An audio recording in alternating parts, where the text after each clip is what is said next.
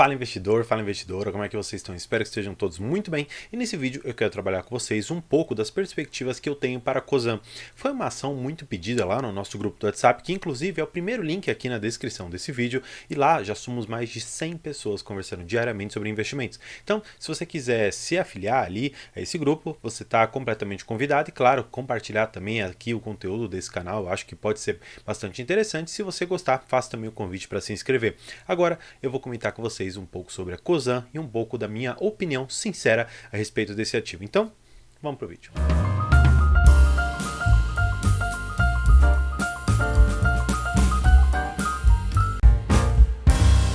Bem, eu vou passar aqui rapidamente pelos resultados, só para que a gente consiga ter uma noção geral do que é essa empresa, do quanto que ela está ganhando, como que ela tem a sua participação aqui atrelada a essas empresas aqui. Basicamente, a Cosan ela é uma holding. Holding, basicamente, é uma empresa que investe, seja majoritária ou minoritariamente, em algumas empresas. Quero dizer, em termos de participação, ou ela assume o controle, ou ela tem apenas uma participação minoritária.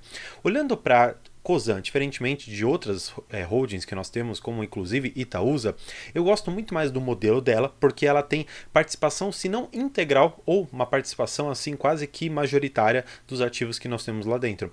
Com exceção de algumas empresas que nós temos hoje em Bolsa de Valores, como Raizen, como Rumo, até mesmo como a Vale, você vai perceber que muitas das outras, ou a participação é 100%, ou é praticamente isso, como no caso ali da Comgás, que acabou sendo incorporada pela Compass, que é uma das investidas da própria Cosan. Olhando aqui para os resultados, eu quero mostrar para vocês o seguinte. Quando você olha para a questão do EBITDA, ou seja, os ganhos que a empresa teve antes dos impostos, dos juros, depreciação, enfim, questões contábeis que impactam, você precisa ver o que e quem que está dando mais resultado para essa empresa.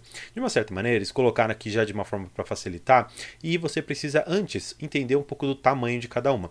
Essas três primeiras aqui são gigantescas, tanto é que a maioria da receita líquida que você vai ter aqui de 34 bi, muito veio dessas três primeiras empresas. Claro, a Moove e a Vale também tem uma participação aqui dentro, só que neste resultado em específico eles decidiram partir a Vale e ela não está computando aqui a sua receita para esse resultado. Agora, o que eu acho que é interessante você notar? É interessante perceber que a questão da Raizen, da Rumo e da Compass são muito interessantes para dentro desse portfólio. Por quê? Ela está muito relacionada a uma questão de infraestrutura e logística e consumo essencial. Quando eu falo consumo essencial, falando por exemplo de Raizen, eu estou comentando com vocês de combustíveis, de açúcar, até mesmo o etanol de segunda geração, que basicamente esse é o motor principal que puxa a Cosan para frente. E claro, você pode investir na Raizen diretamente através da Raiz 4, mas você pode também investir pela holding que acaba congregando os resultados da Raizen. Olhando aqui, por exemplo, para Rumo e Compass, por que eu gosto muito desses negócios? Porque, eu estou falando de logística, porque a Rumo, basicamente, ela está relacionada com transporte, vamos dizer assim, ferroviário, que é muito importante e necessário para o nosso país, que também precisa de um desenvolvimento muito intenso. Então, o que eu consigo enxergar de uma certa maneira para essas duas primeiras empresas que eu comentei, Raizen e Rumo? Por conta de necessitarem de um capital muito grande para investimentos, a Raizen no etanol de segunda geração e da Rumo para aumentar a linha ferroviária, a malha ferroviária, eu não consigo enxergar agora um grande dividendo que elas vão te pagar.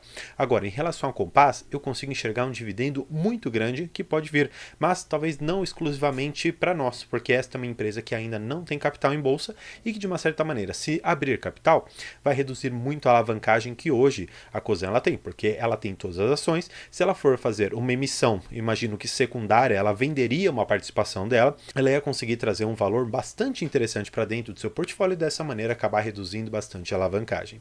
O que eu acho que pode acontecer? Eu particularmente acredito que ou Compass ou Moove lançarão o IPO tão breve em Bolsa de Valores, inclusive já existe um rumor muito mais forte da Compass.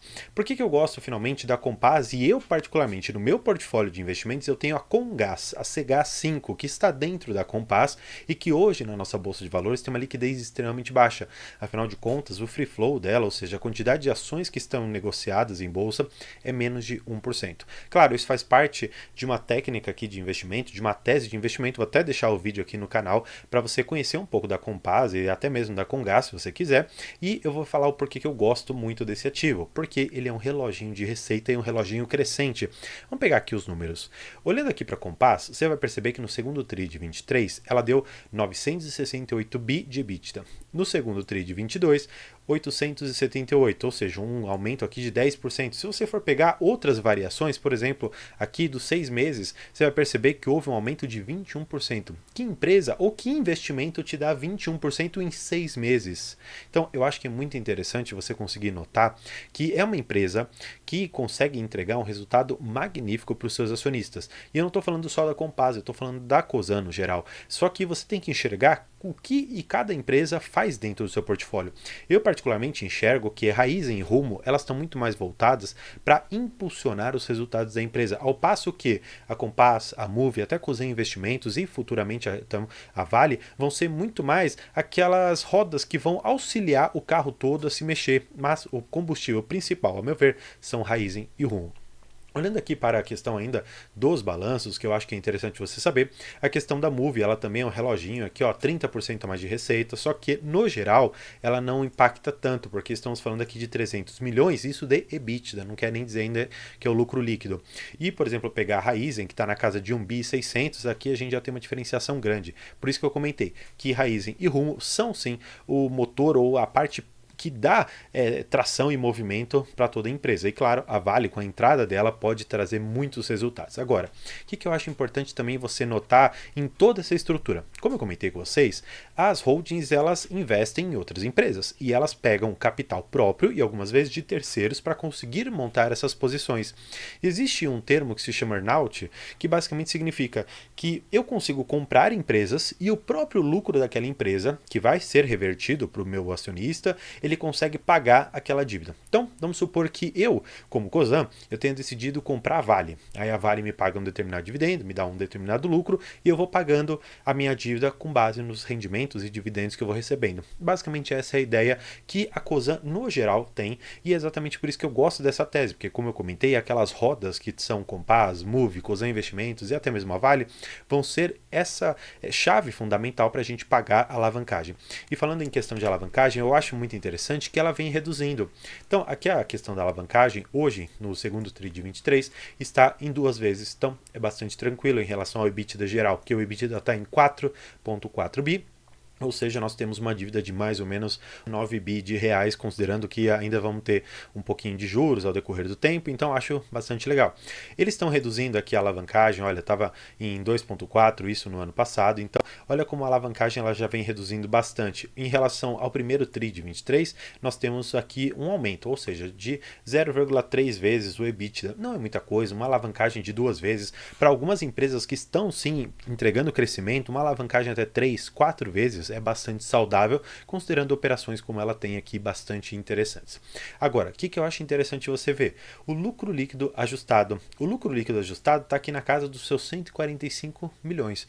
André, como é que uma empresa ela me dá 4 bi de EBITDA e ela tem lucro tão baixo? O que está acontecendo? Bem, aí eles já explicam aqui pra gente. A dívida dessa empresa ela é muito grande. Ela está aqui na casa dos seus quase 14 bilhões de reais. E muito do EBITDA, antes de você chegar no lucro líquido, é consumido por essas dívidas. Não só a dívida em si, mas também os juros da dívida, a correção monetária. Então, é interessante você notar.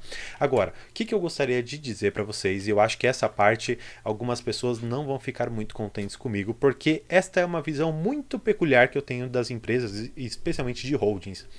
Eu não gosto muito de holdings que investem o seu portfólio majoritariamente em empresas que são listadas em bolsa. Hoje, por exemplo, a Cosan está investindo em Raizen, que tem capital em bolsa. Rumo, que tem capital em bolsa. Vale, que também capital em bolsa. A Compass, que também pode abrir capital em bolsa. Ou seja, de todas as empresas que nós temos e que vão ser o forte da empresa, praticamente nenhuma delas ela vai conseguir efetivamente controlar.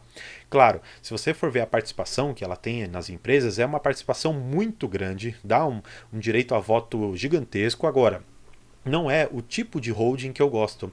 O tipo de holding que eu gosto é aquela que investe talvez em uma ou duas empresas listadas em bolsa de valores com uma posição robusta e acaba trazendo para dentro do seu portfólio empresas menores que têm um grande potencial e que vão, de uma certa maneira, trabalhar para gerar um resultado e para crescerem. De uma certa maneira, eu via anteriormente na Itaúsa essa mesma ideia, porque eu tinha o Itaú e a Alpargatas lá por detrás. Quando começou a colocar NTS, EGE Saneamento, eu gostei da tese. Só que o que aconteceu? Como eu queria uma empresa que me desse dividendos, a Itaúsa, por mais que fosse muito boa e tivesse uma recorrência interessante, ela não estava me trazendo com os novos investimentos um valor tão interessante, porque o Itaú ainda assim é a parte principal de todo o resultado da Itaúsa, e a da Cosan, eu posso dizer para vocês de uma forma extremamente clara que Raizen e Rumo serão e provavelmente continuarão a ser aquelas que mais trazem resultados para dentro da empresa.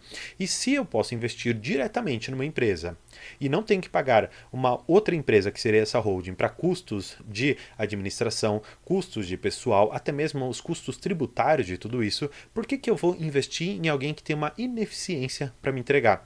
A não ser que ela me trouxesse um resultado muito diferenciado, aí sim justificaria eu investir em Cosan. Quero dizer que Cosan é ruim? Não. Na verdade, para mim, de verdade, Cosan é a melhor empresa que nós temos na Bolsa de Valores. Mas por que eu não invisto? Exatamente por esses motivos que eu comentei com vocês. Eu gosto de holdings que investem em empresas que não estão hoje alcançadas pela Bolsa de Valores, pelo balcão aberto. Então, quando eu vejo uma estrutura com uma ineficiência como essa daqui, eu prefiro investir diretamente nas empresas e estar ali vinculado a elas. De uma certa maneira, você pode me perguntar, André, mas e se eu investir, por exemplo, em Rumo e a Raizen ela decolar?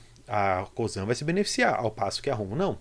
Sim, de uma certa maneira você está correto. Agora, você prefere estar pulverizado entre diversas empresas que têm capital aberto ou você prefere investir nelas diretamente? Porque se você pode investir em Raizen, em Rumo e está com medo de que uma ou outra dê um determinado salto grande, poxa, você pode investir nas duas sem essa ineficiência tributária, sem esses gastos que eu estou comentando. Agora, se você aposta na gestão que está por detrás e acredita que quando todos esses investimentos se pagarem, essa alavancagem ela reduzir, você for receber dividendos e bastante rendimentos aqui da Cosan, pode ser que faça muito mais sentido. Eu, nesse vídeo, preferi colocar muito mais dúvidas do que respostas na cabeça de você que está assistindo, porque todos os resultados, todas as noções a respeito da holding, enfim, tudo isso eu imagino que você já tenha tido contato. Agora, quando você traz uma opinião diferente, aí sim eu acho que é um vídeo que pode agregar para você. E se agregou, peço aqui sua inscrição. Mais uma vez, faço o convite para você entrar no nosso grupo do WhatsApp. E por hoje é isso. Muito obrigado e tchau.